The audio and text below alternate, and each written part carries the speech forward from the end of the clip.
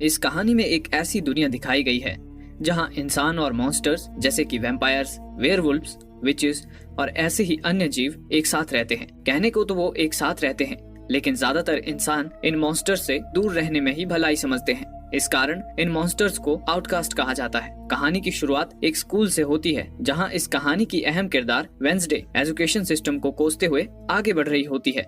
Wednesday एक बुद्धिमान लेकिन पत्थर दिल और इमोशनलेस लड़की है। उसके सनकी बर्ताव और अजीब से होलिये की वजह से सब उसे एक फ्रीक समझते हैं। वेंसडे को लॉकर से उसके छोटे भाई की आवाज सुनाई देती है। कुछ बदमाश लड़कों ने उसके छोटे भाई को लॉकर में बंद कर दिया था। हालांकि उसके भाई को ये पता नहीं था कि वे लड़के कौन थे।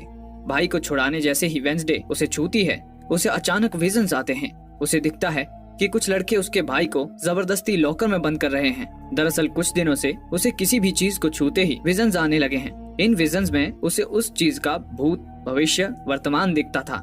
हालांकि उसने अभी तक ये बात किसी को बताई नहीं थी। वो गुस्से में उन लड़कों की खबर लेने स्विमिंग पूल जाती है, जहाँ वे लड़के तैर रहे थे।